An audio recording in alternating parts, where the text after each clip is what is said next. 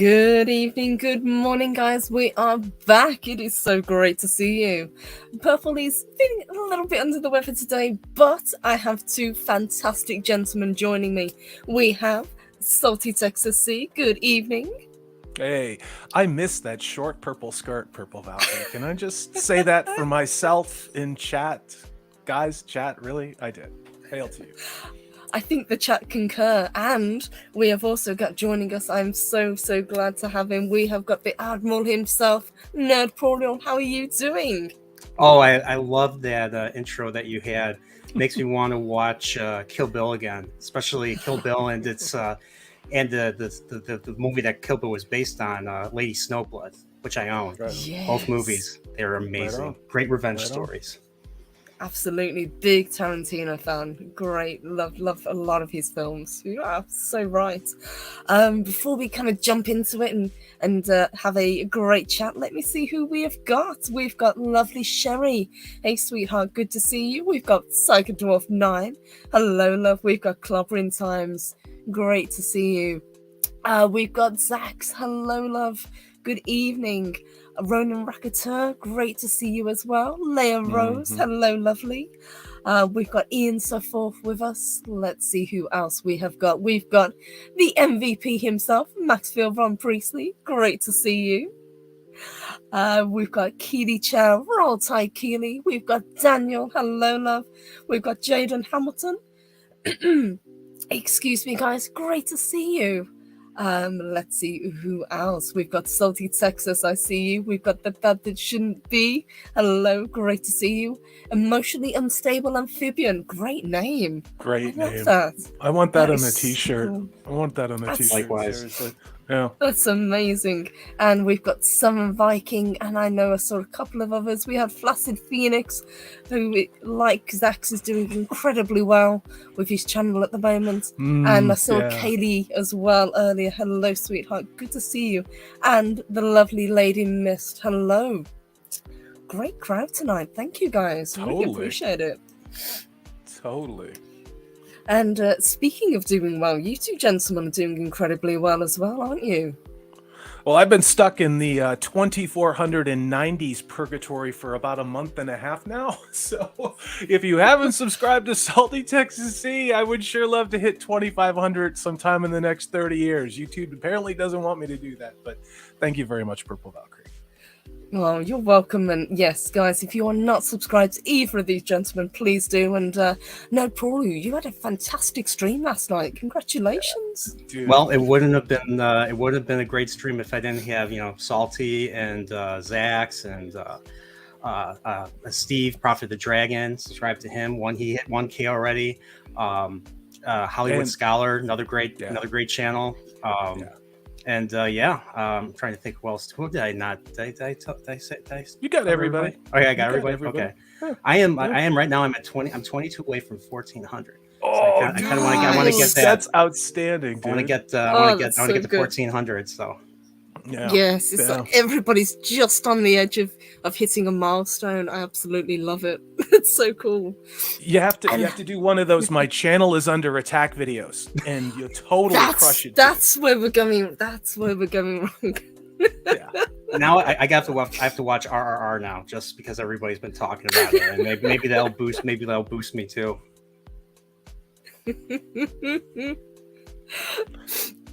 It does seem to be very popular, I've got to admit. And I've had people in comments say, "You've watched this film." I was like, maybe in the future, perhaps. I hope you do your own review and reaction. I think that would be fascinating, Purple Valkyrie. I would, but I don't think they would like what I would have to say from a British perspective. Tell her, chat. Tell her, chat. You've also got Sentient Dildo is in the house. Leia Rose, Jacob Ironside. Look at this. You've got the MV penis, not to be confused with the MVP-ness. Look at this turnout. Great crowd tonight. We really do, absolutely. And Das Wolfing, great to see you as well, honey. Always great to see. So, guys, we've got a few things that I thought we would talk about today, but before I do, I think it's important. It is the 4th of July weekend, so let me wish my American friends a very happy and safe 4th of July. And bourbon. And sorry about maybe killing one of your relatives a couple hundred years ago. Purple Water Valkyrie. under the bridge. It's Okay. All right. We're cool with that. Okay. No conspiracy theories No, to no. retake the United States. No. Sorry, not sorry. But yeah. It's okay. We can all sit down and have a cup of tea together. It's fine. I mean, we did bring the French in at the last minute. Just saying. But was that really a good idea at the end of the day? Let's just, yeah. Look what's going on in Quebec. But yeah, happy 4th of July. I love my country. I respect my government when it deserves it. It hasn't deserved it for a little while. Just say that. So happy 4th of July. So Absolutely. Likewise. no. And Dust Wolf, and you're absolutely right. Yeah, Will Smith saved us from the aliens. Never forget. Absolutely. And Jaden says, Purple Valkyrie, what's better, coffee or morning tea? I am always a coffee person first thing in the morning. If I have tea, it's usually in the afternoon. Oh, wow, that subverted my expectations. I thought all English people from the UK love tea, love their tea. That's all that we subsist upon. Yes, just tea. And Ronan Racketeur says, Purple was here seeing what we fought so hard for and realised the benefits. Absolutely, yes. I had a fantastic time getting to tour around a lot of Texas, getting to see a little bit further afield as well. Always love getting to be in the US, so you are absolutely right. A wonderful place with amazing people. May I ask you a question really quickly? What was your favorite? Course. What was your favorite American dish that you had? Oh, well, I've got to admit, I tried a lot of the fast food places, as you saw with the videos, but I've got to admit, I did try Texas barbecue for the first time, and that really, I can see why you guys are so proud of it. It was delicious. Clean Especially, Plate Club. oh, Plate yes. Club. Oh, Totally. yes. Nice. Clean Plate Club. Yeah. Yes. Lero says Whataburger. Whataburger was pretty awesome as well, I've got to admit. But let me pull up the first thing that I wanted to talk about, because I don't want to keep you guys for too long tonight. We're just going to have a nice chill stream. So this one we came across, and before I put it up, let me ask you guys, are you really interested in Thor Love and Thunder? Because we've yeah, that's pretty much what I thought was gonna be the case. I am not even gonna go pay to see another movie to not give it the box office and then do a video about it. When I said that Doctor Strange 2 broke me, it did. And what's crazy is whatever we think has already gone wrong in Marvel Phase 4, that they have to want to make money, right? Like they have to see what's happening, right? No, you'd think it just that, gets wouldn't you? worse. It just gets worse. God. Yeah. John D, great to see you. Yep, Thor shoved the blunder. Ian so forth says Mrs. Thor. You're not wrong, guys. Are you using gendered pronoun language inappropriately? Oh, never mind. Ellen Page or Elliot Page isn't in this. Oops, almost dead. I have a question with what they set up in Endgame, where they had that shot of all the female heroes running together in unison. Do you think this movie's going to be the payoff to that setup? With scissoring. Yes, with extra scissoring. Yes, with extra scissoring. It's going to be scissor-tastic. It's going to be running with scissors too. Yeah. Well, one of the other articles that I considered, and then I thought no, because I can't stand Tessa Thompson, was her talking about how important Valkyrie's sexuality is. Disagree? Yeah, who has time for a plot character development to make a movie about Thor? What we really need is, wait for it, scissoring. We need Tessa Thompson scissoring. So, yeah. We've got a super chat from Brandon. Great to see you, and very happy birthday to your daughter as well. Hope she's having a wonderful day. He says, hey all, out and about, be well and glad my Lady Purple made it home all right. Yeah, I will not spend any money on crap. Hail Purple, Salty, and Nerdporial. Well said, Brandon, and thank you. Thank you Hail, so Brandon. much. Hail, happy birthday to your daughter. Yeah. Happy birthday, dude. I hope you're feeling better too. So, Yes, there seems to be people feeling a little bit poorly at the moment. So I think he was attacked by a shark. It was something manly, knowing Brandon. He probably was rescuing nuns from sharks and got bit. So I think he was. He was shooting vampires. He was shooting vampires. One of those. Helsing organization, you know. Yeah, something. Yeah. The one thing was for sure, there was no scissoring, so it wasn't good. You know. We've also got a thumbs up sticker from Big Raj. Great to see you as always, Big Raj. Hope you're doing well. Thank you, love. Thank you so very much. So I think, at least from the panel, that's a resounding we don't care about this, but it seems that they don't really care about this film either. Now, we've had reports that I think Chris Hemsworth has said that this film seems like it was filmed by a 7-year-old. Take that as you will. Oh no. Not exactly a ringing endorsement for Taika Waititi, I think. Yeah.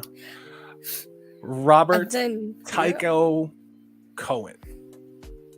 Robert Tycho Cohen. But I guess we can call him name. Yes. Taika Waititi. Is that his real name? Yes. That's his real name, dude. I'd call that half cultural appropriation, but what do I know? I don't know how to play these woke games. I just know how to be called a nist and a foe, right? So, yeah. Absolutely. And Ronan Rakatur correctly points out Tessa Thompson shouldn't really talk about anything while she's screwing the director. We all know how she became Kang. Yes. Yeah. Uh-huh. A lot of that too. Really. Yeah. There's a lot of weirdness going on behind this film, and they are pushing it as hard as they can. I've seen they've brought out another couple of trailers, and now we've got this article that has come out that says Thor: Love and Thunder cuts Lena Headey, Peter Dinklage, and Jeff Goldblum. Three, I would say, significant characters and big actors. Do you think that this is weird? Presumably they were probably cameos or bit parts, do you think? Well, they should have cut Tess Thompson and left those other people. I mean, am I wrong, chat? I mean, it's not like I'm the world's biggest Peter Dinklage fan because hashtag stop the short people hate, if we're honest about it. But it's crazy, right? And farther down in this article, it gets into the runtime in this movie. But to cut Lena Headey, I mean, you could cut Headey and Dinklage, right? But to cut Jeff Goldblum, like, what did they leave in and why? You know? It is bizarre, isn't it? Let's see what they've got to say. So it is confirmed that Marvel has cut a bunch of scenes which could be due to the film being the shortest MCU movie. That is significant in itself because before that, wasn't Doctor Strange a short MCU film as well in comparison to all the others? Yeah.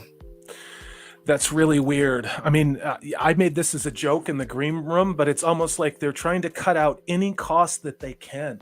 So if they don't have these co-stars on screen, they don't have to give them a percentage of the box office or their full pay. So, I mean, now, is that me being fatalistic and being a toxic cis-normative hetero whatever male? Probably. But at the same point, I think they know they're going to have a dud. I think it'll have a strong first weekend, and I think the word of mouth will go absolutely off a cliff, just like we saw with Buzz Lightyear. Yes, another one that clearly was not aimed for us, so we don't have to give it the time of day, which is good to know. Or anyone else, apparently. But, Yes. What about you, Nerdporial? Are you kind of done with the MCU, or were you always a fan of them, or you just kind of...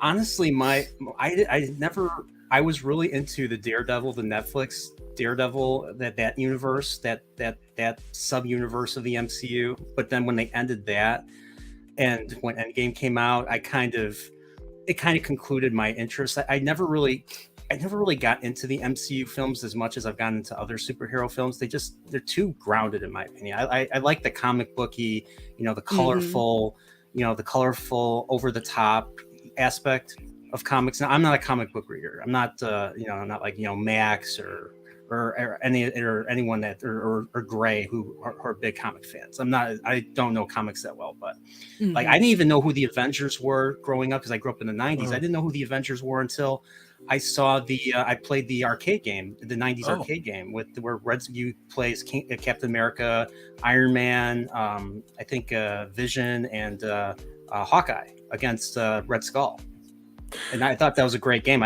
We grew up on beat 'em up games in the 90s. So, but then I came by years later and I was just like, oh, interesting. But then it just went in an uninteresting direction. And then I knew where they were going to go with this. So I just I haven't seen any MCU films after that.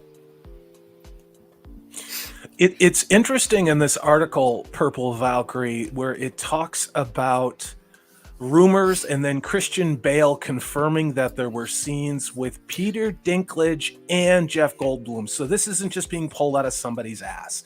You got Christian Bale, good for you, saying that Dinklage and Goldblum were on set. So as you say right here, it says where Gore was rumored to have killed off Etri and the Grandmaster. So both of these scenes have been cut. So it seems like they've not only cut some very important characters, but they've kind of diminished the main villain as well, which we've seen before in the Thor films. It doesn't make any sense because those would be at least something you would expect in a truly comic book epic sort of a movie. And this, is it just going to be, Valkyrie sitting there scowling in her like drag suit, talking about being the king of Asgard? Is that, I mean, I don't know. To me, all of this, again, I've said it before, I'll say it again. I'm not going to cover this damn thing on my channel because I'm done with Marvel, but it's just, these guys never cease to surprise me with how fatal the errors they make they keep making different ones in addition to the old ones. It's just baffling to me, really. It's like they don't learn from their. It's like they don't learn from their mistakes. It's the same. It's the same across Disney's board. I mean, Star Wars is dealing with the same stuff. I mean, look at. I mean, whether you agree with me or not, I thought Kenobi was not a good show and didn't need to be made. I mean, they could have had a good idea, but they chose a very stupid idea.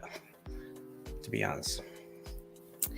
I agree. It is. They are taking some really bizarre turns with these films and with these shows. But let me say a big thank you to Daniel.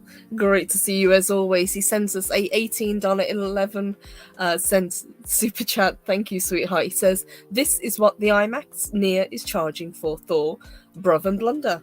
I'll give it to Purple instead." Thank you, sweetheart. Really appreciate that.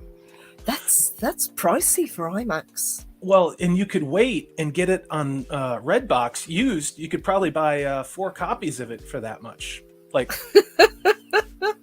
about a month after it goes to Redbox, because nobody's going to watch it on it either. I mean, I'm not kidding.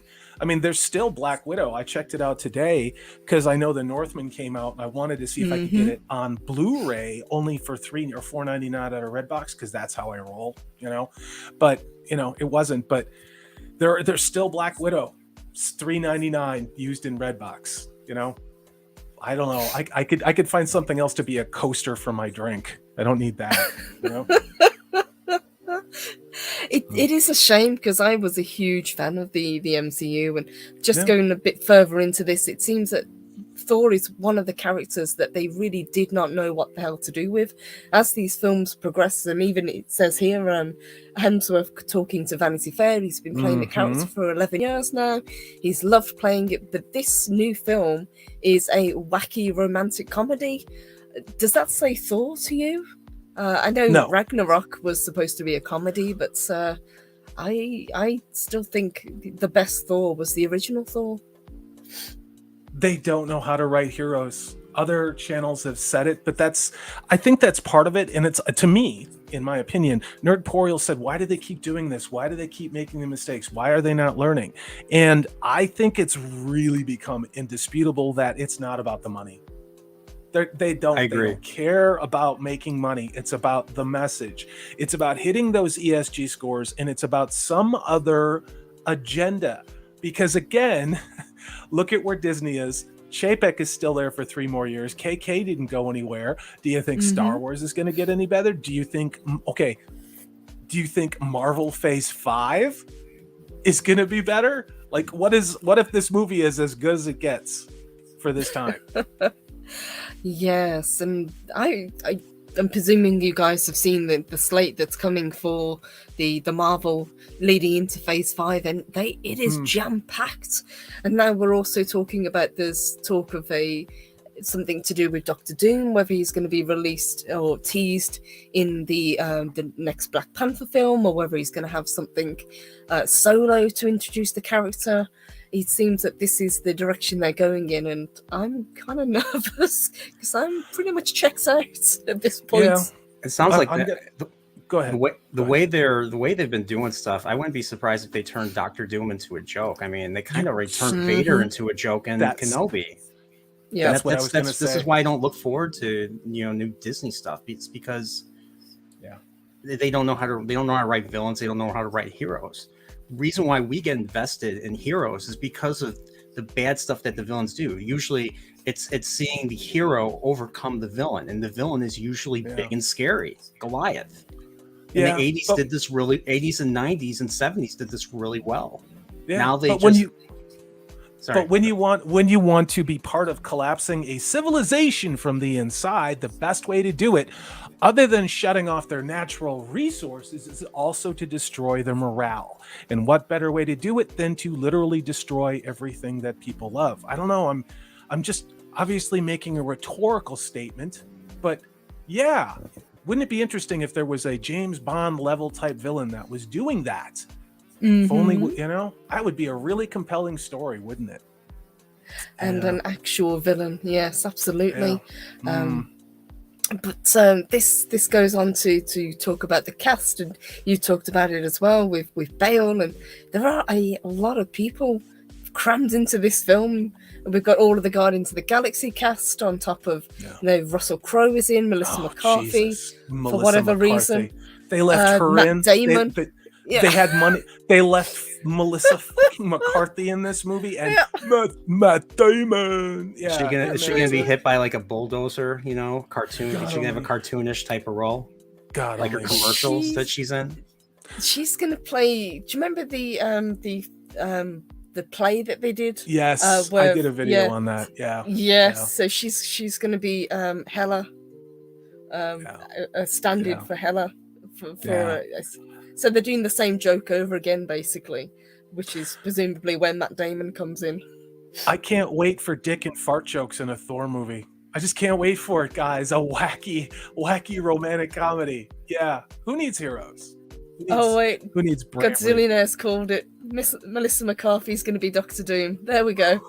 You heard it here first, guys. I'm afraid he's probably going to be right. That's the crazy thing. Yeah, that's the scary thing, isn't it?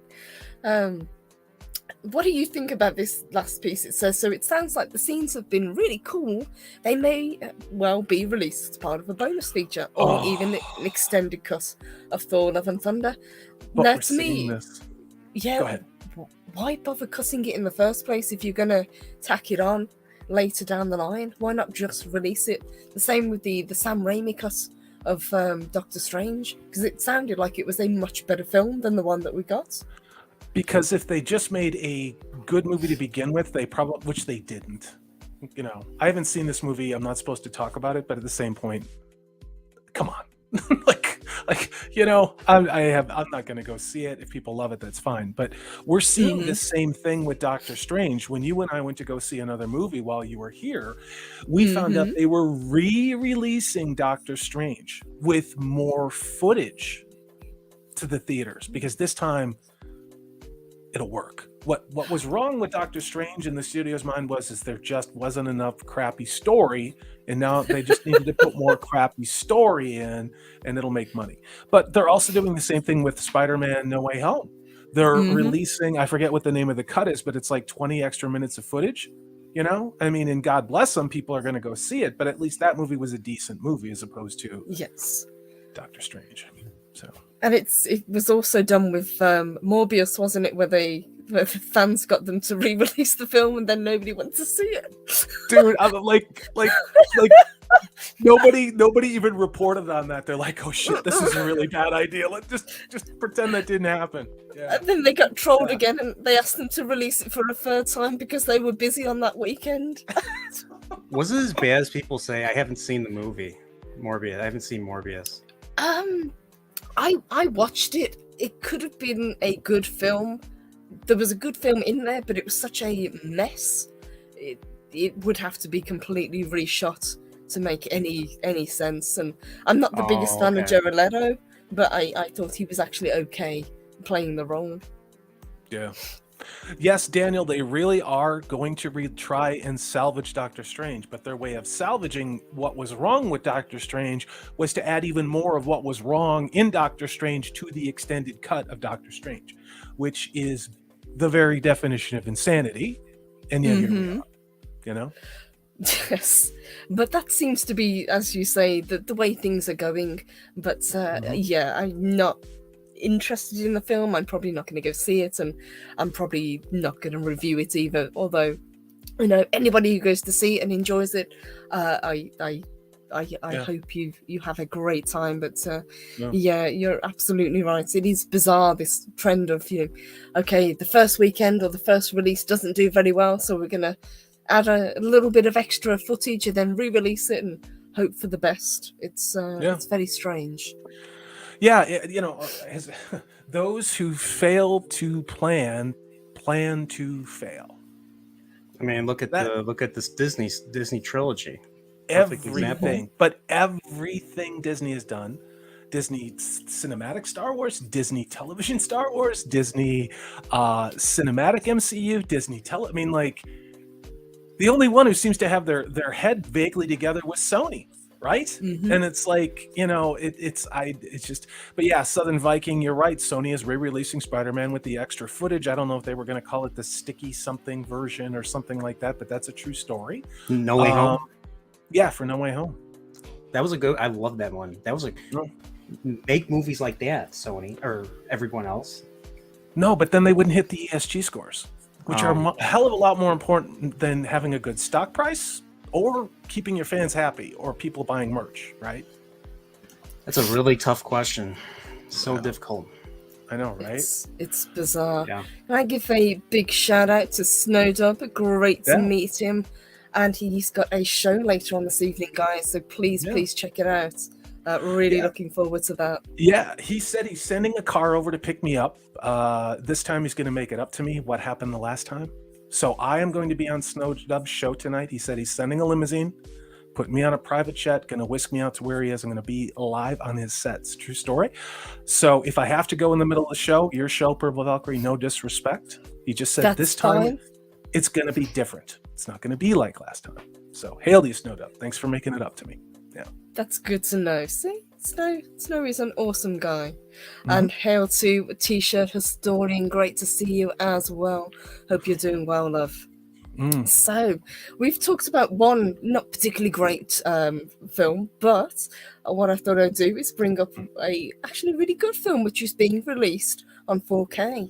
Are you guys familiar with Lost Boys? Yes. Joel Schumacher. Yep. Yes.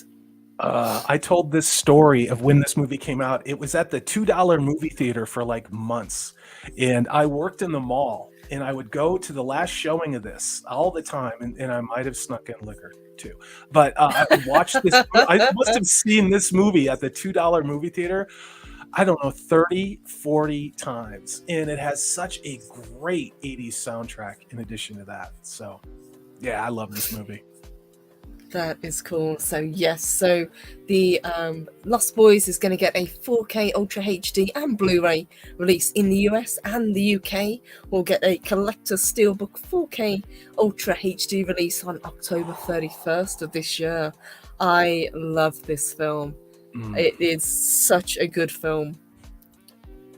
I'm trying to remember the first time I saw it. I was probably way too young to watch it, but there was just something about it. I don't know whether it's the style of the film or the music, but it just really grabs you. It is quintessential 80s horror. There were so many movies that came out with some of the same actors. In addition to this, there was another movie called Flatliners, which I think came out in 88 or 87, which had a very young Julia Roberts in it, in addition to, I think Jason Patrick was in that one, but certainly, what's his name? Kiefer Sutherland. Thank you. Kiefer Sutherland. Kevin Bacon was in it as well, and a young... Oh, he was the fat guy in, I think, The West Wing. What's his name? Anyway, all of these people who we now know from a lot of like current sitcom television were in this movie together, and they were young. If you haven't seen Flatliners or The Lost Boys, go watch those movies. Flatliners is fantastic. It really is. I have not seen Flatliners. I just know that they've remade it recently, and I heard it was crap. I'm shocked. I know. Aren't remakes supposed to be good? That never happens, Nerdporial. You mean there's like one bum in the remake reimagined lot? Wow. Who knew? It's mind-boggling. Yeah. And Daniel said there are $2 theatre when I was a kid too. Salty started out at $1.50. Yeah. Yeah. God, I saw Dances with Wolves like 50 times too, because what the hell else are you going to do, when you're poor in a small town? So, yeah. What'd you think of the remake for that movie? Tatanka. I like that they did it in in a more urban environment, and that they changed the gender and sexuality of every character, except for those evil white men. Oh, that was great. It was a real Blue Aliens, planet. Oh yeah. Yeah. Are you gonna see the sequel to Avatar? I kind of want to see it. So. Oh, wait! I was talking about Dances with Wolves. Well, isn't Avatar a remake of Dances with the Wolves? A spiritual successor, yes. It could be whatever you want it to be, man. Like, I'll just say yes, because that's crazy, and why not? Let's say yes. You're probably right, dude. You are right. Now that I thought about it. Mm-hmm. Good call, and Ferngully, yes. Yeah. Oh yeah, Ferngully. Oh wow, I gotta watch Ferngully again. Ferngully was so good. Robin Williams. Yes. Yeah. But this I'm actually excited about, so I'm probably going to get it. I do have this on Blu-ray anyway, but I don't have it in 4K. I think it was Kiefer Sutherland, I think, was the real kind of draw for this. Yeah. Oh yeah. You're eating maggots, Michael. They're maggots.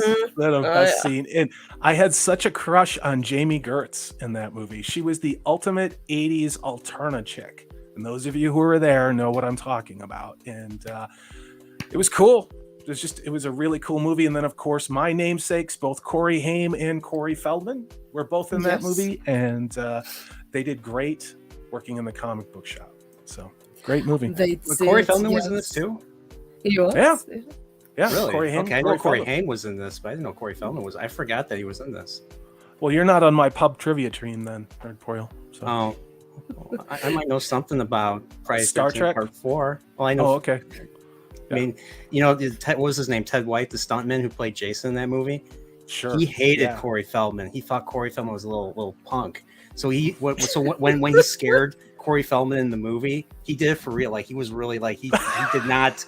He always did that stuff on purpose. Yeah, well, that was great. I don't know. Giving cocaine to underage kids and then doing things with them might screw up anybody, but can't talk about that on YouTube. Can't. you the can, Frog but Brothers. Yes, Frog Brothers, the there Frog we go. Brothers. Right on. Yes, and yes, thank you, Kaylee. Thank you, sweetheart. Good to see you.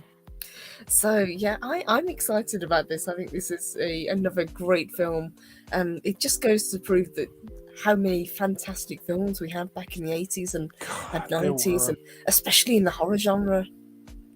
And we saw Stranger Things season 4 embrace a lot of them beautifully. If you haven't seen Stranger Things season 4, again, and I'm not going to speak for you, Nerdporial, but I already know how you feel about it. This was arguably better than the first season of Stranger Things in a very different way. I totally agree. Just like seeing everything increase in scope, it just looked awesome.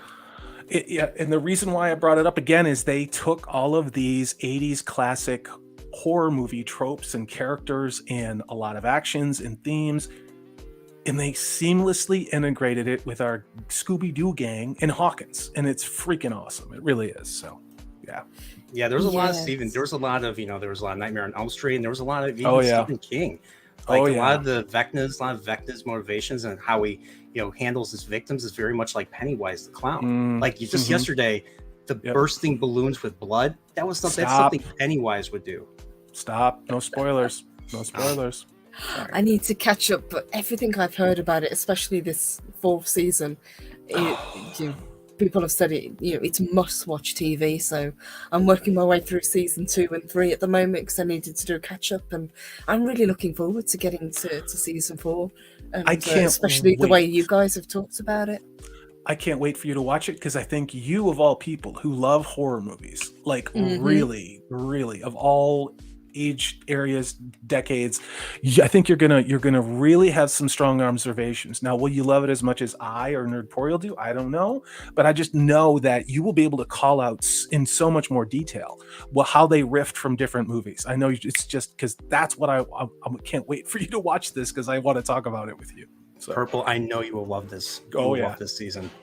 Yeah, I can't wait to. I've been watching parts of your reviews, trying to avoid kind of spoilers, but I love the enthusiasm you guys have for it, and it's so refreshing to be able to have a show or a film and have people talk positively about it. It really does bring a smile to your face. Just talking nerdy stuff, just like asking, asking, talking theories, what's going to happen next, it's we missed that. I mean, now everything's divided because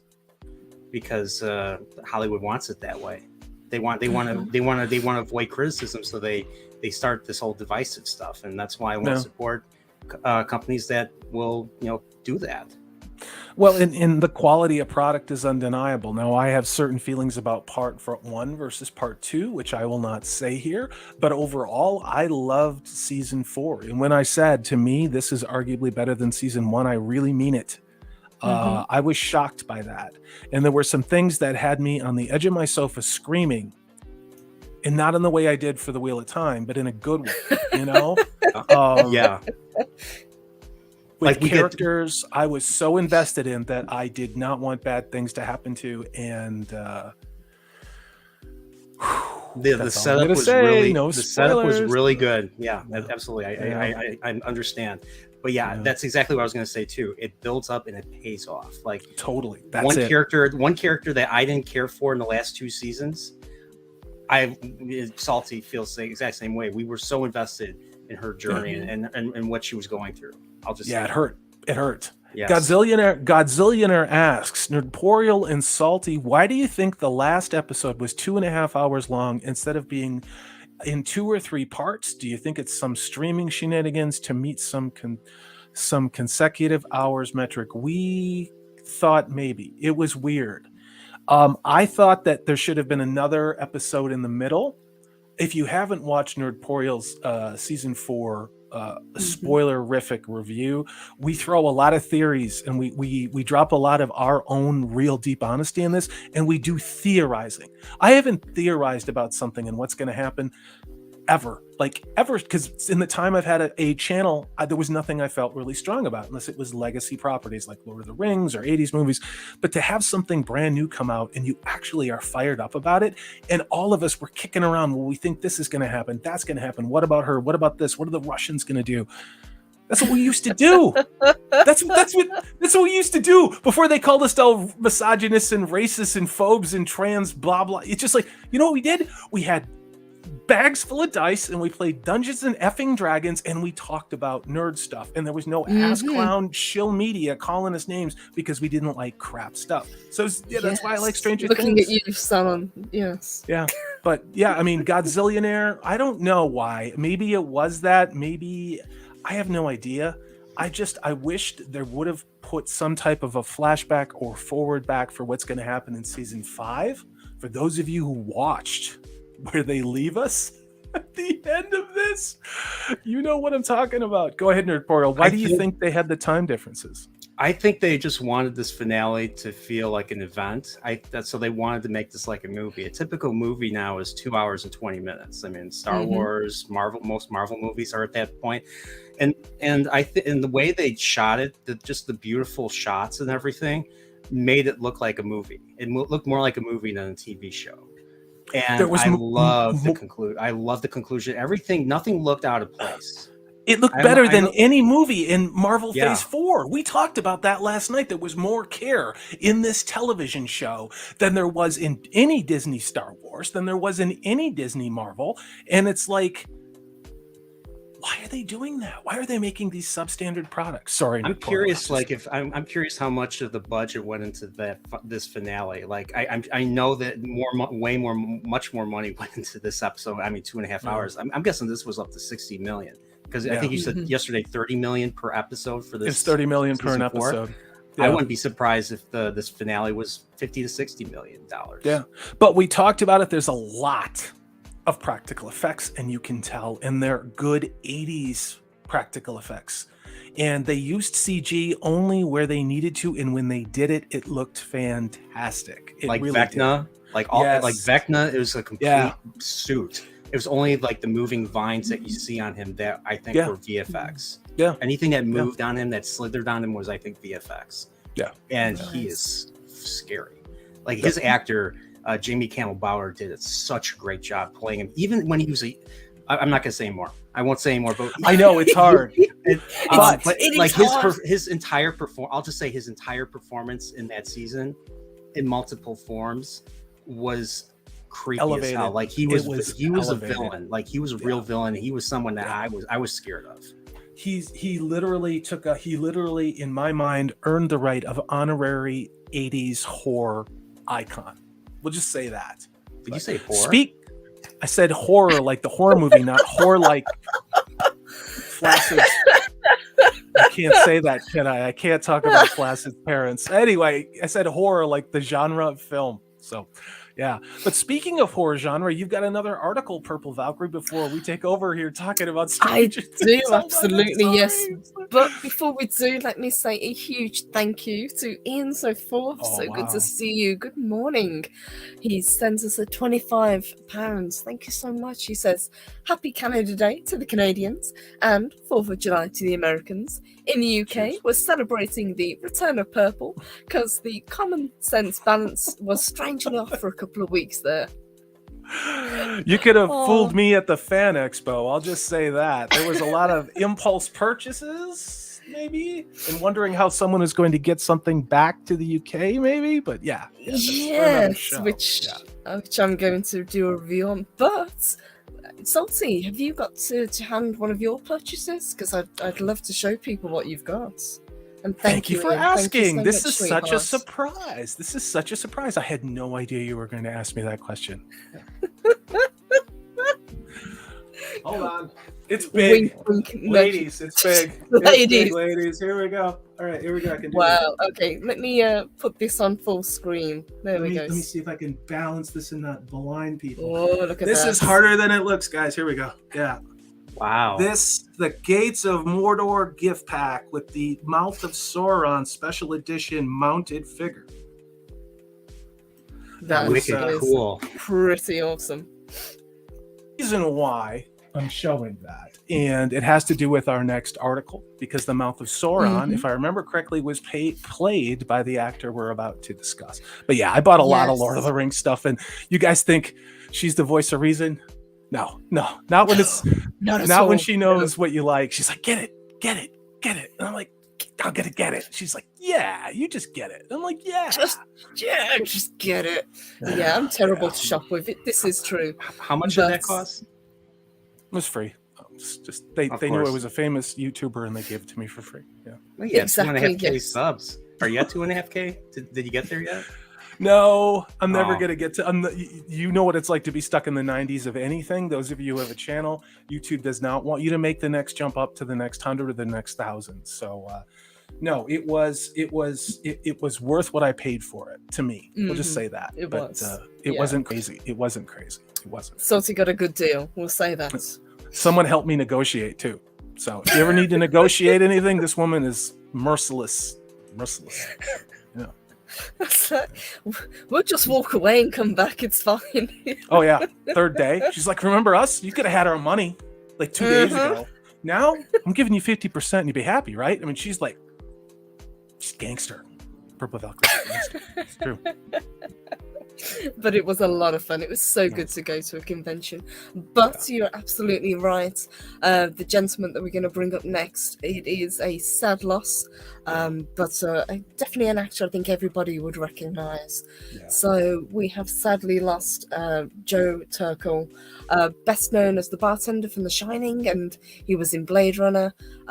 He passed at 94, a great age, but such an iconic actor. Yeah, I mean, whenever I look at him, I will always think of Terrell from the Terrell Corporation from 1982's original Blade Runner. To me, I could never imagine anyone else in any of the roles for that film, but particularly for Terrell. And what happens with Rutger Hauer kills him with his bare hands. They kiss, and then he gets Sir Gregor, as I call it. Yeah, from Game of Thrones, because they copied that basically. Yeah, put your thumbs in the eyes and like yeah. I mean, he was 94 years old. Now, is it ever good when anyone passes on? No, but at the same point, I think we all maybe can have a reasonable expectation as to what a good run is and what that means to us. But I think that guy had a pretty good run. Let's be honest. You know? He really did. Yeah, absolutely. And he's one of those actors, you know his face, and just going through, he's so prolific. He had over 100 credits in various films and TVs, but as you said, he's best known for working with Stanley Kubrick. He worked in 3 of his films, The Killing, Paths of Glory, and The Shining, which I know him from. Blade Runner, as you absolutely said, as the replicant creator. But yeah, a real kind of iconic, I think, character actor. What I didn't know, and what this article showed me, was how many of the World War II movie, the black and white movies I used to watch with my grandfather, were like King Rat and the Sand Pebbles. Like, I had no idea it was that guy. You know, you just don't even think about it. But his other cred was he was in Miami Vice. Like, come on, man. You're in Blade Runner, you're in World War II movies, you're in The Shining, you get to do Miami Vice, then you get to be in the Lord of the Rings movie, has the voice of Sauron. That's a pretty damn good run. That's a pretty damn good career. And he was in Bonanza, which was a really big one. So many great shows and TVs. And it is a sad loss, but what a great legacy to leave behind. Yeah, I'm looking at his Wikipedia, and I'm not seeing it's not mentioned that he played the mouth of Sauron or any of his TV roles. That's weird. It's weird, right? A lot of them just aren't has listed. His movies. Yeah, it's just listed as movies. It's no, not at all. It's weird. Wikipedia do that sometimes. They'll. I usually go to kind of IMDb. They seem to be the better one for getting all the credits. They seem to be the cleanest dirty shirt as opposed to Wikipedia, you know? Like, yeah, I'm always sus with Wikipedia, since absolutely anybody can edit it at any time. Yeah, and every article seems to be talking about polar bears drowning because there's no ice, if you know what I mean. And I'm like, shut up, you know? It's surprisingly, Blade Runner was one of his last major movie roles. And that was in 82, so he didn't do much after 90, I don't believe. Well, he was in Miami Vice and all those other shows, so a lot of those shows, like Miami Vice was, I believe, 84 to 89 or 90, so, you know, maybe cinematically on the big screen that was one of his, you know, major roles. But all those other shows, a lot of them, like, well, not a lot of them, but Miami Vice certainly was. A lot of that stuff looks like the 50s and 60s. Adam 12 was from the late 60s. SWAT was the early 70s. Yeah. He was also in, he served in the US Army, and his first film credit wasn't until 1948. That's when his career actually started, with A City Across the River. That was his first film credit, according to this. So I'm guessing he started quite late in life becoming an actor, but Yeah, what a fantastic The resume. fad that should be never disappoints. I am apparently incorrect, and he says the mouth of Sauron was actually Bruce Spence. So I'm sorry, I read that in an article, and I'm wrong. So, unlike Disney and Amazon and Payne and McKay, I can say when I'm wrong. But I thought I really read that. I really did. That explains why I didn't find it. Like I even looked at IMDb and it didn't say. His last thing he did was like a Blade Runner game from '97. That was like his last major thing, and that's his latest thing that he ever did. I swear to God, he was either did the vocals or something, but I could be wrong. You know. Let me say a big thank you and hello to JPRPH1. Great to see you. Haven't seen you for a while. Really missed you, honey. He says, it's been a while, Purple. Cheers to you and your wonderful panel. Thanks for all you do. Well, thank you for all you do as well, sweetheart. It's so good to see you. JPRPH1 has been a supporter for a very long time, and it's always great to see him in the chat. So thank you. Thank you so much. But yeah, I think it's definitely worth when we lose an actor, especially one with such a prolific career. It's always good to just kind of give them a mention and a send off. Oh, we have a lot of comments in your chat about Bonanza. So that would have been the television show that if you were born Gen X, that your grandparents would have made you watch as a child, like I did. So there are certain moments of time with those where the Western genre was in syndication after it was popular. Mm-hmm. And that kind of ran through the late 70s, and then it started to go to other things. So you may see it every once in a while, but there was a time when shows like Bonanza, Death Valley Days, because these shows had been really popular 10 or 20 years earlier, were in heavy syndication, and then, of course, watched by the people who originally saw them live. So people like my grandfather, who died in 1984, that was his thing, you know? And much like now, where I think people are watching what we in the 80s saw in real time, like reruns of Miami Vice, you know, shows like... I don't know, what would be some other things that were back out that people are now being nostalgic about, like Alf, The Muppet Show, you know, a lot of things that, you know, we kind of grew up as Gen X are now being... A lot of the 80s cartoons, Yeah. Alf is one of the... Alf and the Golden Girls are one of the... And the Cosby Show are one of the earliest sitcoms that I remember, because I was born in '84. So I was one of the... It was one of the earliest things I ever said. But going back to Westerns really quickly, as a Star Trek fan, and I need to do this, I need to watch Wagon Train. Yes, you do. That's how Gene Roddenberry pitched Star Trek to the NBC. Was like, this is Wagon Train to the stars. Yes. So I have to watch it. Yeah, all that cultural appropriation and colonialism. You might need to go to a struggle session after that. I think we need to do a show just about Westerns, because it seems that people really love Westerns as a genre. Yes, I agree. Oh, I just watched a Western today. A great spaghetti Western called Death Rides a Horse. Yes, it's a good movie. They use like the basically it's about a young boy. He witnesses his family being murdered, and he recognizes like various aspects. Like one guy has a tattoo, one guy has an earring, one guy has a necklace, one guy has a face, and like so they show it like the way the bride and Kill Bill remembers, like, you know, the four that, you know, were responsible for her, and they filter it in red, and it's a way, and you see like you see like the eyes of a child, and it's faded with like other, like with the, you know, the old from the footage from the beginning. It's really wacky, but I just watched it. It's a great movie. It's a great revenge movie, and Lee Van Cleef is awesome, dude. He's awesome. Lee Van Cleef. Lee Van Cleef is awesome. Absolutely. Let me give a shout out to Wakazishi's Tea House. Great to see you, Gray. And guys, Gray is so close to 1K. If you are not subscribed, please check him out. Love getting to do the Tuesday show on Salty's channel with him. I know he was on with you guys. Was it yesterday? Last night as well? Yeah. Last night, Yep. Yes, he was. He was third credited. Yeah. Absolutely. And I told him that we were going to help him because I think he's earned it. He has done over 200 videos in the year that he has been on YouTube.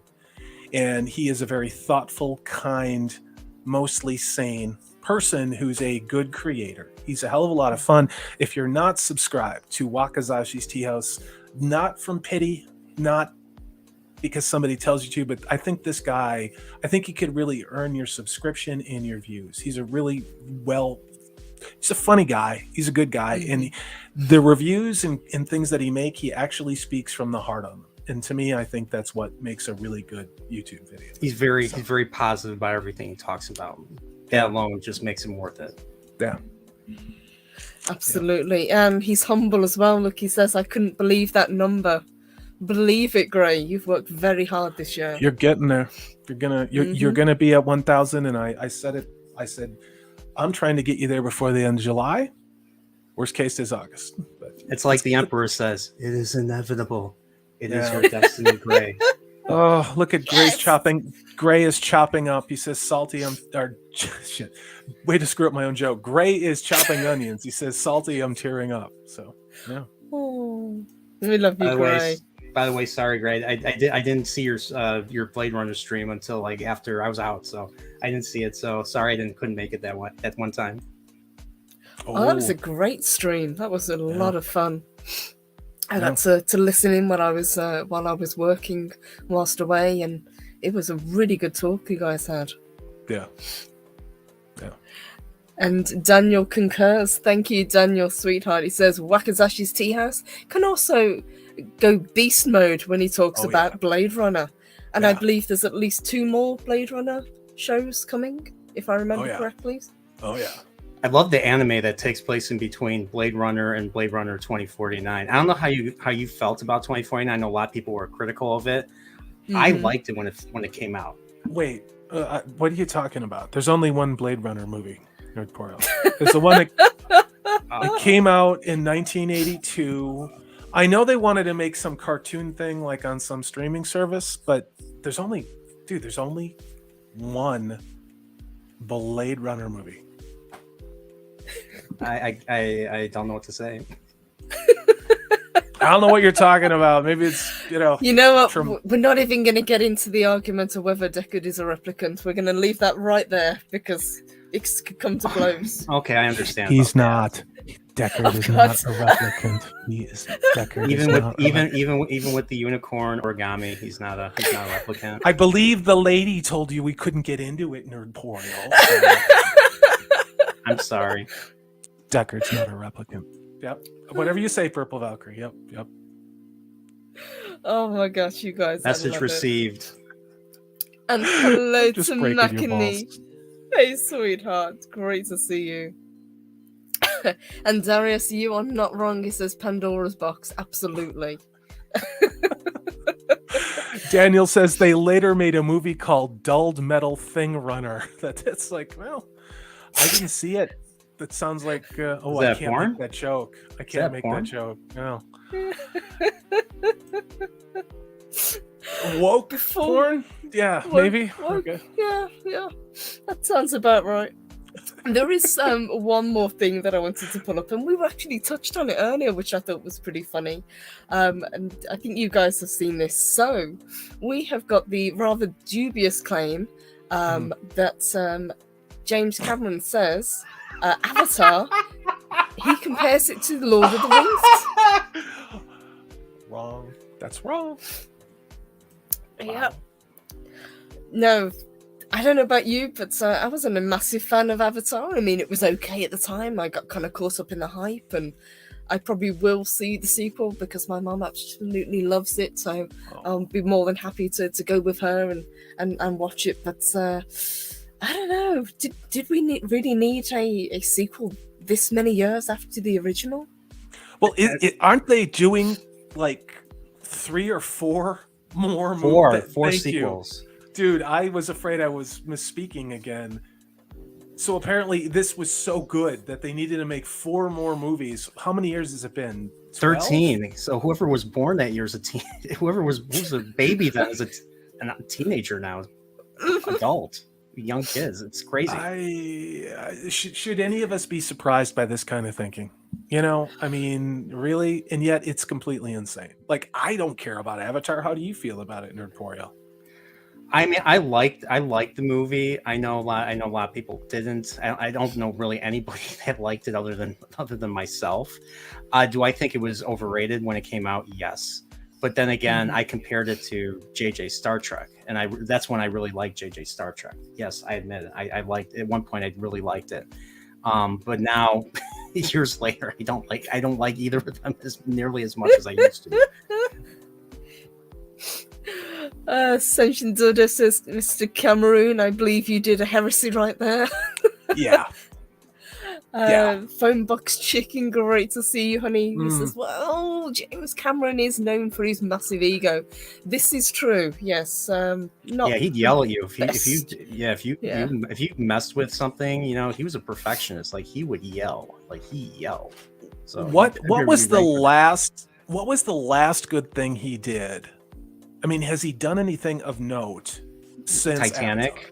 I mean, Titanic. Okay, but I thought Titanic came before Avatar, and that's why I'm asking. I mean, if I'm wrong, I'm wrong, because if you think I give a shit about Titanic, you're wrong. But, I think after Avatar, he was working on the sequels for all that time, and then he did a submarine movie at one point. Like I don't know if it was a documentary, but he did like a submarine movie. Oh yeah. Okay. But like they were writing those scripts for like at least 7 to 8 years, because I was following it ever since like 2012. I was following these because they announced the sequels like as soon as like 2010, 2011, right after the movie came out.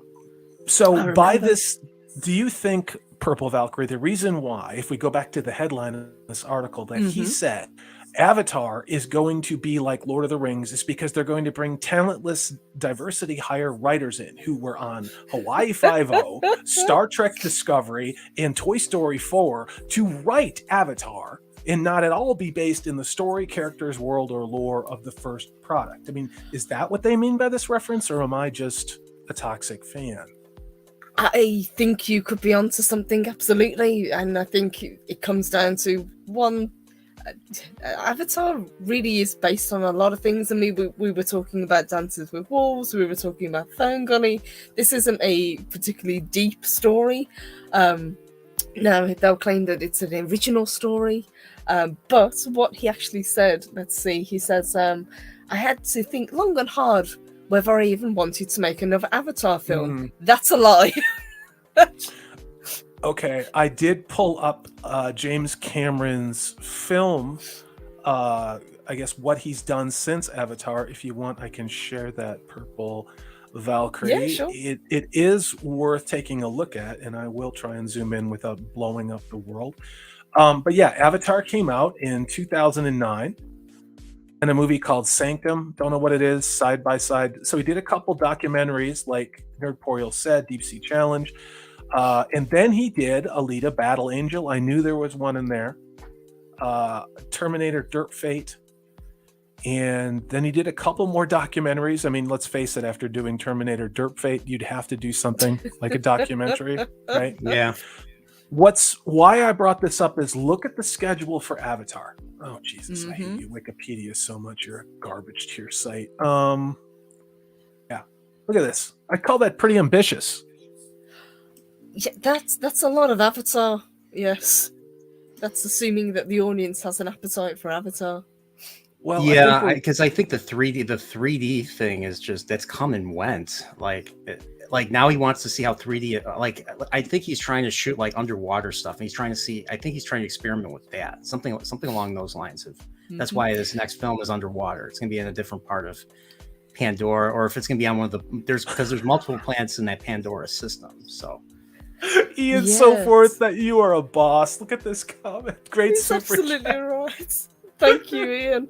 And absolutely in keeping with what Nerdporial was saying, he says Avatar was literally the 3D version of a school-level instruction film telling you not to listen. Yeah. If you're in America, did you guys see it in 3D? I didn't even know it came out in 3D. Oh yeah, that was like the pinnacle. This was like the pinnacle of 3D. Like that's why it made like $3 billion when it came out. Everybody went to see it. Yeah. Were they doing that 4D stuff where it would spurt things at you and shake your chair and like blow air in your face? I did not see it in the theater. I actually saw it on Blu-ray. I actually saw it on Blu-ray. Yeah, I saw it on DVD. doesn't appeal to me. I don't like having things, you know, we're not going to go down that route. What were you saying about littering, Salty? Oh, I was going to make a joke about if you're in America, you know, woodsy owl, give a hoot, don't pollute. It's a little late for it, but I thought I'd drop it in anyway. I just, like, again, this movie came out in 2009. Yes, it made a lot of money, but here we are 13 years later, if my math holds, and I wouldn't trust it if I was you. They're now saying we're going to give this guy a gajillion dollars to make 4 movies, which are going to fill up a release schedule for the next 6 years. I think that's insanity, really. I think from what I read, if 2 and 3 are not financially successful, then they're not going to do 4 and 5. That's what I heard. So they're going to do 2 and 3 for sure, I believe, and then 4 and 5 will hit if will be made if they're successful. And I don't know if it will be. A lot of people are not interested now. Well, I'm looking at the pre-production schedule. So 2002 is underway. Okay, so they seem to be filming the fourth installation or deployment or the 4th Avatar movie. So what that sounds like is whatever's in the middle is essentially filler. like you probably don't even need to see the second one if it's released. You just need to see the third one. So I don't know, man. Whatever. It's Wikipedia. Look at this guy. They let anybody in there. Look at this. I'm so sorry, Gray. It was hidden behind the thing. How are you doing? Fantastic. How are you? Doing well, thank you, honey. So good to see you. Yeah, StreamYards, guys, if you've never used StreamYards, there's this really irritating block right at the bottom. And if you've got more tabs open, your guests get hidden behind them. So my apologies, Gray. So good to see you. Hi, Gray. Oh, no worries. I only just popped in. I missed this stream, sorry. So it's early morning here. It's really humid. We're going to have a storm later.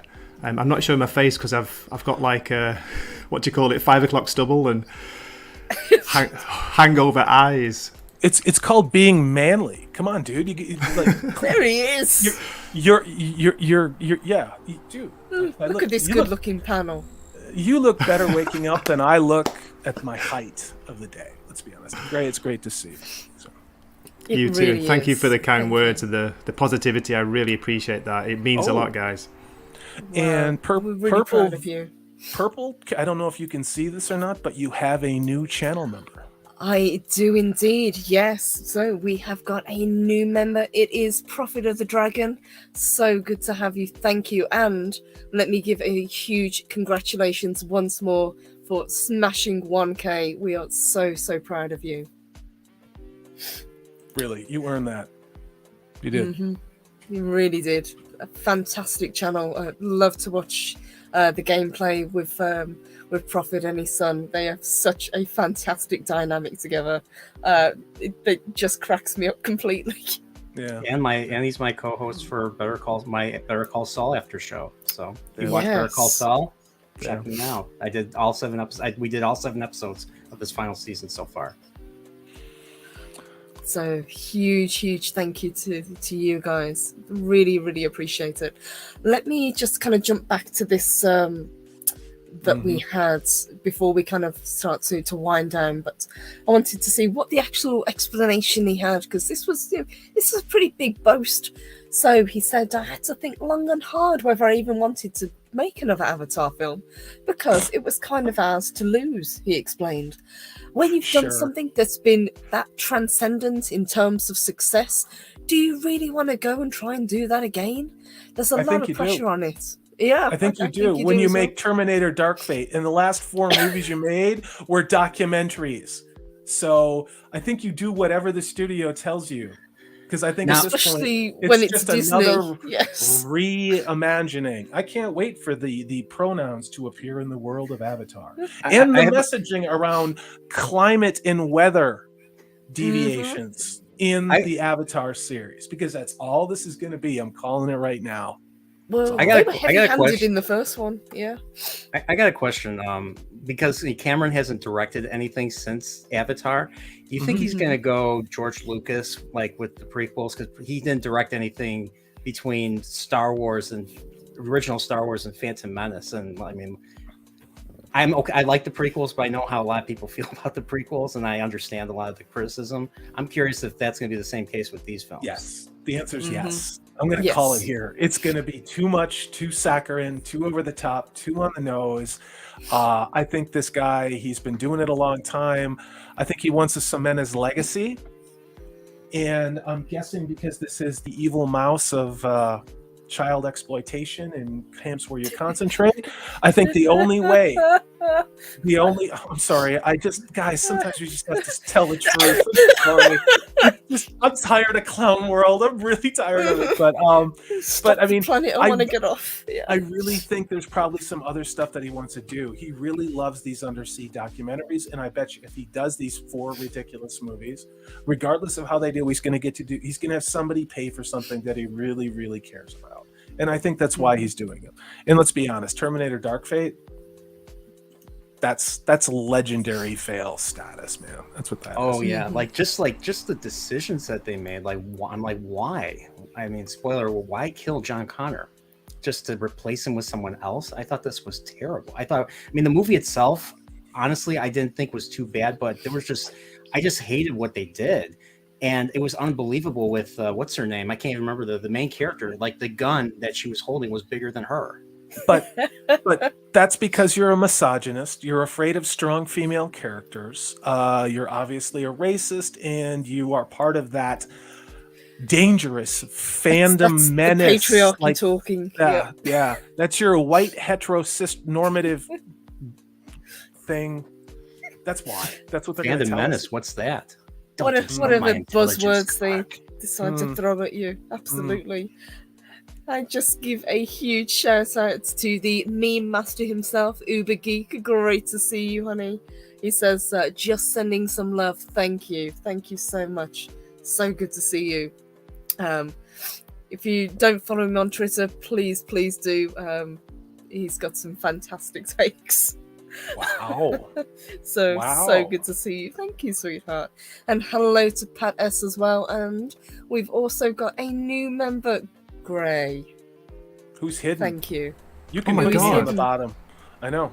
I'm hiding in plain sight, just like the message. You know what's funny? I've used that bottom corner for my own nefarious purpose. Oh, like rub my nose. Oh, I thought like Flaccid Phoenix rubbing something else, but yeah, I'm glad. Oh my God. No. Purple, put me back down in the bottom. Put me in the corner. Oh. Nobody puts baby in the corner. So Gray's a bottom. Okay, got it. Okay. Thank you, Gray. Thank you so much, sweetheart. And we've also got from Daniel. Thank you again. He says, Cameron sounds like the embodiment of Disney, because he is. He thinks Avatar's success from over a decade ago gives him a built-in success, just like Disney thinks the MCU badge is automatic profit despite story. Absolutely, you are absolutely correct. And he also goes on to pretty much say that in this. He goes on to say the big issue is, are we going to make any damn money? Cameron told Entertainment Weekly, and this was back in December of last year. Big, expensive films have got to make a lot of money. We're in a new world, post-Coof, post-streaming. Maybe those box office numbers will never be seen again. Who knows? Yeah. It's all a big roll of the dice. Yeah. There have been several films, and I can think of one that has just been released that has Tom Cruise in, that really, bucked that trend. You're right. Top Gun Maverick and Spider-Man No Way Home. And yet they fall back on this same lie like they did whenever a movie with the message in it fails. Like Lightyear, right? Like Black Widow. Like Doctor Strange. Like the Legends of somebody's ring thing, whatever. Like the Eternals. It's because of people are afraid of the coof. But if a movie does really, really well, that has the message in it, which when does that happen the last time? But if there's a movie that does well like Top Gun, they just pretend it didn't happen. Spider-Man, pretend it didn't happen. You know? Yes. Or like the film that we saw, Elvis, they try to bury it and then try to talk bad about Elvis himself, you know, which is very, very sad. But a couple more people we've got to say hi to. We've got TZ Burton. Great to see you. I know Punk Waddle is in. We've got Pat S. Brett Cohen. Hello, guys. And we've got Zax, who, guys, he needs help. Look, his channel is under attack. Oh, you got to say it in the right voice. You have to say it with like an edge of mania, like really dramatically. Come on. All right, I'm going to have a coughing fit if I try it. Let me try. Oh, all right. From Zax, he sends us a $5 super chat. Thank you, sweetheart. He says, my channel is under attack. I like it. We all need to do this. Let me try it right now. My channel is under attack. All right, you go now. Shatner. Yeah. My channel is under attack. Gray, your turn. Your turn, Gray. My channel is under attack. Sorry, I had to do Japanese English. Sorry, guys. Oh my God, we are not an echo chamber. We're just crazy over here. Yeah. I'm going to clip those and send them to Zax, and he can use them at his pleasure. I think it's Flaccid Phoenix, isn't it? Who's attacking Zax's channel. They're both fighting over the Indian movies. Arr, arr, arr. Yeah. Well, they're having some kind of sword fight over there. Yeah. Thank you, Zax. So good to see you. So, guys, I think that pretty much covers what I was going to talk about today. I was going to go over the Bros trailer, but I might do that as a separate video. I think because I know Salty, you talked about it, and that was a really good discussion that you guys had on your Tuesday night show. I can't wait to get your take on it because you and I were both in that same theater and you saw the same reaction I did. Oh, it was like, yes. What is this? Yeah. Yes, it went down like a proverbial lead balloon, didn't it? Yes. Yeah. Yeah. Before we wrap up, guys, and let everybody get on with the rest of their evening, what have you guys got coming up? Because I know you're all very busy. Wakazashi's Tea House. Why don't you go first, brother? Thanks, darling. What have I got? I dropped a little premiere, a very short video. It's only like a minute and a half of a bit of positivity.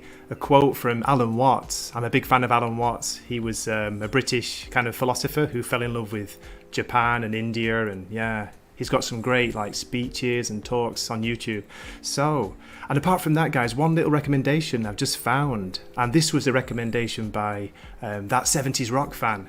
Oh. It's on Netflix. So I know Netflix, but it's called Tokyo Diner Midnight Stories, and it's woke without being injected woke, if that makes sense. It's got like natural gay or trans characters in it as part of a story, not as a big message.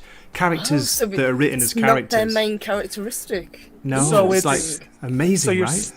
So you're saying it's the 1990s, pretty much. Yes, that's it. It's funny, it's like slice of life, 30-minute short episodes just showing like Tokyo, a really like dodgy looking restaurant, and just people's stories. It's really nice. So it's anthological, kind of like Twilight Zone or something.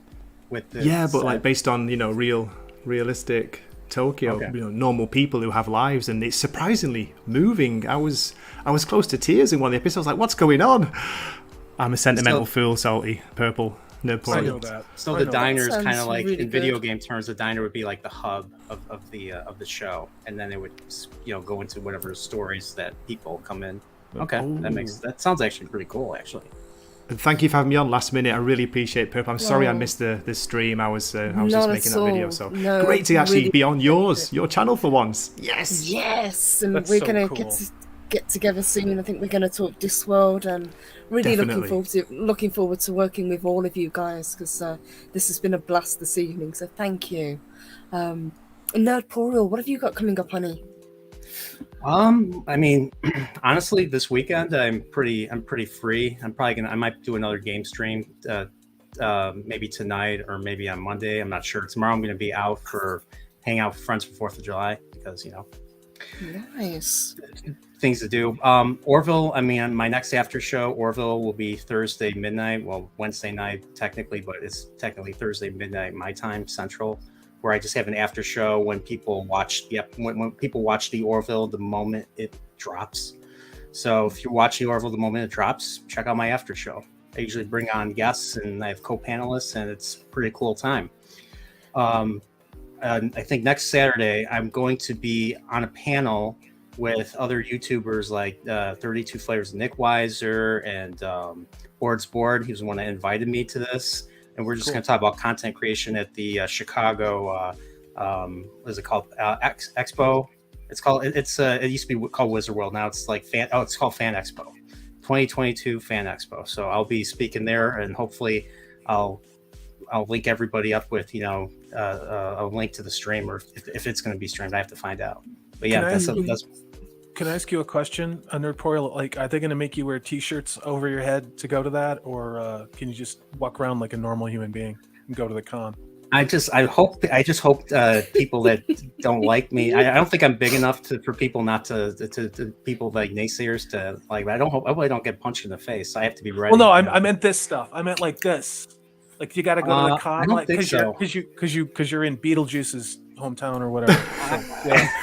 I have not had to do that ever since like this whole year. So good. That's what we like to hear. I hope not. Yeah, I hope not. But good. Yeah. Doing Alex Jones and wear like a kaiju mask or a Godzilla mask and just like walk around dancing in the place. It was a legitimate question because they're doing that at San Diego Comic-Con. So are you serious? It was a genuine question. So yeah. But yeah, so other than that, like the big video project that I'm working on is retrospective for the Legend of Zelda: Ocarina of Time, the N64 game, the first 3D Zelda, and that game is the reason why I got into Lord of the Rings and epic fantasy, was because of that game and just how epic and freaking invested I was. Like, it's my favorite game of all time because of that. So. That's a beautiful thing. And guys, if you are not subscribed, I'm going to put all of these gentlemen's channels in the description. Puro does some fantastic video game breakdowns. I love the one that you did on Mario. It was incredible. And it still blows my mind, Nerdpoil, that you got into Lord of the Rings because of Zelda. I'm like, I would have never put those two things together, dude. Yeah, me too.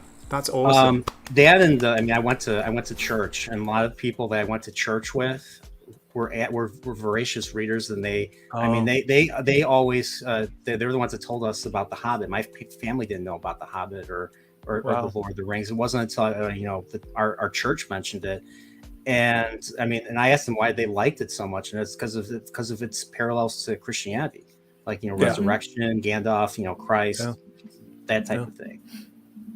So that and Zelda are the two things that really got me into fantasy. That is awesome.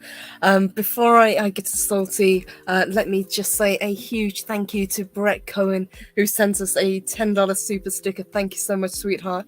And it's a Shiba Inu with a heart. It's adorable. Thank you so much. Really appreciate that, Brett. Great to see you as always. Salty, what have you got coming up? Because I know you're busy at the moment. Well, I'm glad we're ending because I'm expecting that limousine to take me to Snowdove's show. I think, you guys, it's going to be the Cotton Connection show tonight. I'm very excited to be a centerpiece of that after what happened the last time when I was chloroformed and thrown into the back in somebody's trunk. They told me this time it was going to be different. I was going to have a much better experience. So I'm going to be there. Snowdove told me it's going to be a longer format show with a lot of crazy stuff going on. If you have not subscribed to the one and only Snowdove, please give him a subscription. I will be there tonight. Purple Valkyrie, your boyfriend, is on that show. The one and only Puff. Yes, Puff. We're having a bit of a tumultuous relationship at the moment, but I think we can work things through. There's a I thought Nico was your boyfriend. Nico. Oh. Now you're gonna start a war. Now we're gonna have a war. Yeah. And let me give a big shout out to Brahma Board. He says, howdy all, great to see you. Hey there, Brahma. Good evening. Great to see you. But to answer your question, I'll be doing my usual Tuesday show. I'm dropping a video tomorrow. It's going to be one of the phenomenal videos, and we're actually going into the history of a candy popular around the world that just turned 100 years old and was originally made in a kitchen by one person. So The Tootsie Roll? dude, you gotta watch. No, it's not a Tootsie Roll. Just you gotta watch the video, dude. I'm gonna tell you, but it's not a Tootsie Roll. But yeah, Purple Valkyrie and I made that before the Dallas fan meetup, and I'm gonna drop it tomorrow. It's a lot of fun. So thanks for having me on the show, Purple. And You're welcome. Thank you. It's great to work with these two guys, and yeah, a lot of fun. Thank you. It really is. It's my absolute honor to have you all on today. And yes, we've got a lot more videos coming. We've got more videos from when I was in the US to drop. I've got a stream on Monday, which is going to be a lot of fun. And I think we're just going to really kind of hit the gas and put out a lot more content. So really looking forward to it. I think it's going to be a great few months. And guys, as I said, there are a lot of people who are right on the edge of hitting a landmark. So Salty is just, I think he's less than 5 away from 2,500. Gray's so close to getting to 1K. Nodporial is incredibly close to his next milestone as well. And I think I'm about 10 away from 2,100 as well. So so very proud of everybody at the moment. Working incredibly hard. Well done, guys. And just before we do wrap up, we've got another super chat that has come in from MB Geek. Let's talk. Great to see you. Good evening. He says, you have a happy treason weekend from us ungrateful colonials who did not know what we were thinking, it seems. I'm okay with that. I think it turned out pretty well. Let's be honest. Talking about me, aren't you, MB? You're talking about me. Thank you, sweetheart. So good to see you. You have a very happy 4th of July weekend as well. Everybody have a very happy and safe weekend, and looking forward to seeing everybody very soon. So let me say a massive thank you once more to this incredible panel. Really blessed to get to talk to you guys tonight. A huge thank you to everybody in the chat. You guys were on fire as always. Thank you to everybody who sent super chats, who sent super stickers, and to all our new members. Really appreciate you guys. Thank you so very much. I will be back dropping videos tomorrow. I've got quite a few lined up, so looking forward to that. We've got more phenomenal coming, and we will be doing a live stream on Monday as well. So guys, have a fantastic rest of your weekend. Stay safe, and we will see each other very soon. Take care, guys. Thank you. Happy 4th of July.